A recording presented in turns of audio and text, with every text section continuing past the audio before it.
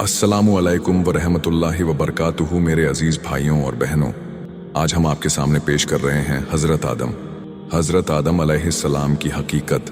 जैसा कि कुरान करीम में सूरह बकरा और दूसरी आयतों में जिक्र आया है, अल्लाह का इरादा और इंसान की तख्लीक। जब अल्लाह ताला ने दुनियादारी में अपनी नई मखलूक इंसान पैदा करने का इरादा किया तो उन्होंने फरिश्तों से फरमाया कि मैं ज़मीन में अपना एक खलीफा बनाने वाला हूँ।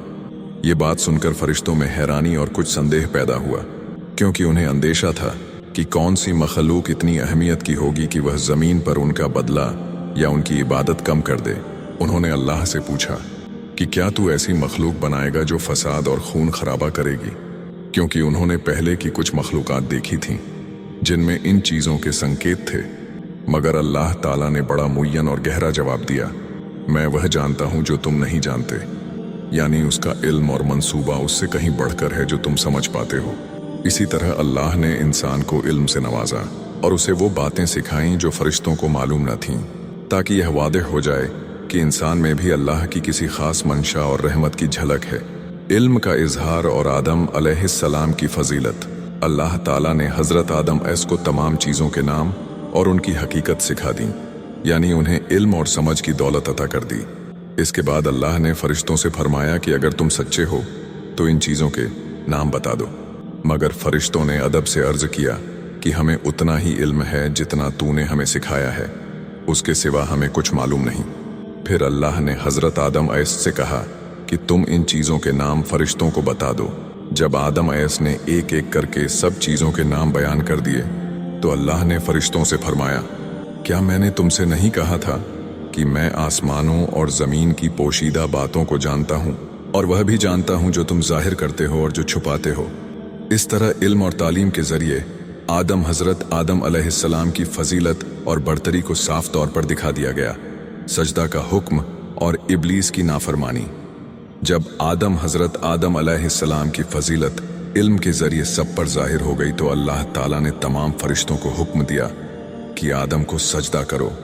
यह सजदा इबादत का नहीं बल्कि ताज़ीम और इज्जत के तौर पर था। सब फरिश्तों ने फौरन सजदा किया, मगर इब्लीस जो जिन्नात में से था और फरिश्तों के साथ इबादत किया करता था, उसने तकब्बुर में आकर सजदा करने से इनकार कर दिया। उसने अल्लाह से कहा, मैं इससे बेहतर हूँ, तूने मुझे आग से पैदा किया और इसे मिट्टी से बनाया।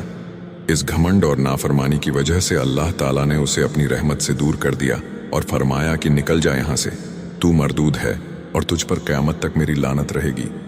मगर इब्लीस ने मोहलत मांगी और कहा कि मैं इंसानों को गुमराह करूंगा, उनके आगे पीछे दाएं बाएं से आकर उन्हें बहकाऊंगा। तब अल्लाह ने फरमाया कि तू मेरे नेक बंदों पर हावी नहीं हो सकेगा, लेकिन जो तेरी बात मानेंगे मैं उन्हें तेरे साथ जहन्नुम में डाल दूंगा। हव्वा की तख्लीक और जन्नत का इम्तिहान। जब हज़रत आदम अलैहिस्सलाम जन्नत में अकेले रहने लगे तो उन्हें तन्हाई महसूस हुई। अल्लाह ताला ने उनकी तसल्ली और सुकून के लिए हव्वा को पैदा किया, ताकि दोनों मिलकर आराम और मोहब्बत के साथ जन्नत की नेमतों से फ़ायदा उठा सके। अल्लाह ने आदम और हव्वा को हिदायत दी कि तुम दोनों जन्नत में आराम से रहो, जहाँ चाहो जाओ और जो चाहो खाओ, लेकिन एक खास दरख्त के पास मत जाना, वरना तुम जालिमों में से हो जाओगे। मगर शैतान, जिसने अपनी दुश्मनी का ऐलान किया था, दोनों के दिलों में वसवसा डालने लगा। उसने कहा कि अल्लाह ने तुम्हें इस दरख्त से इसलिए रोका है कि कहीं तुम हमेशा जिंदा रहने वाले या फरिश्ते न बन जाओ। शैतान ने उन दोनों से कसमें खाकर कहा कि मैं तुम्हारा सच्चा खैर ख्वाह हूँ।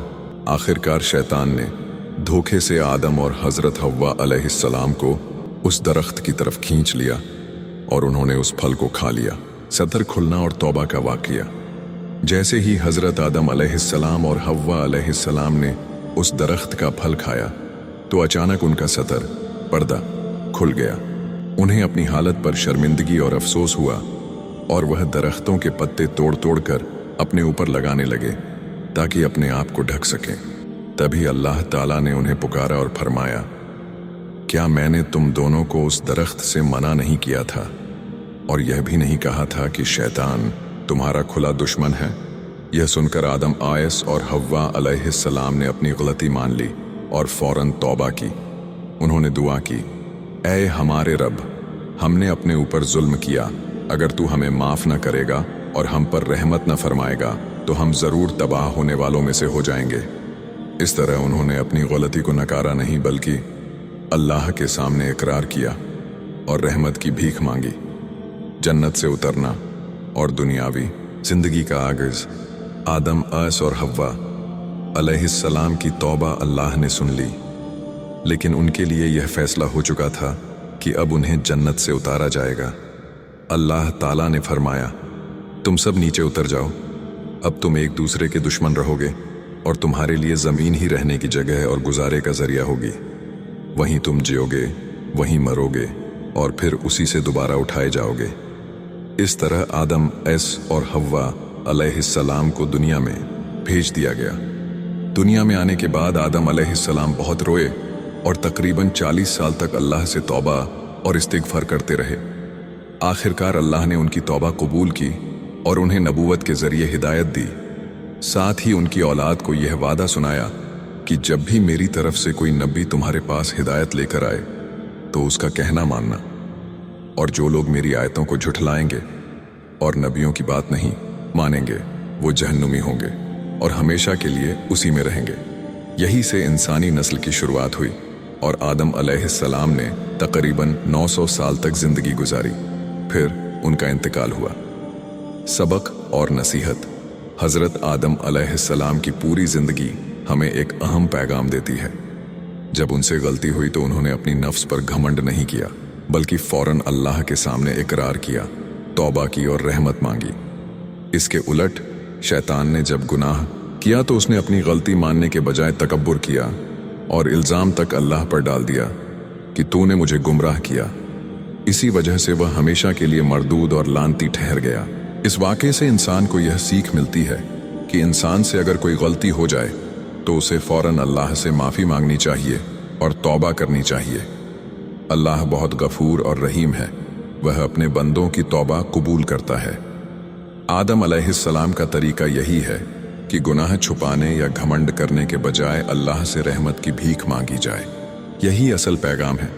गुनाह से बचो और अगर गुनाह हो जाए तो तकब्बुर मत करो, बल्कि अल्लाह से तौबा करके उसे राजी करने की कोशिश करो। हज़रत आदम का वाक़या सिर्फ एक तारीखी घटना नहीं बल्कि पूरी इंसानियत के लिए सबकंद है। अल्लाह ताला ने इंसान को ख़ास मकसद के लिए पैदा किया ताकि वह अल्लाह की इबादत करे और ज़मीन पर उसका खलीफा बनकर नेक काम करे।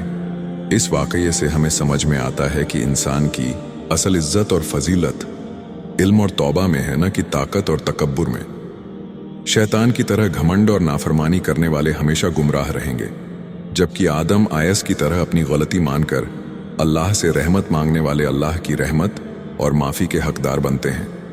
इसलिए हर मुसलमान को चाहिए कि जब भी गुनाह हो तो वह घमंड न करे, बल्कि फ़ौरन तौबा करे और अल्लाह से माफ़ी मांगे।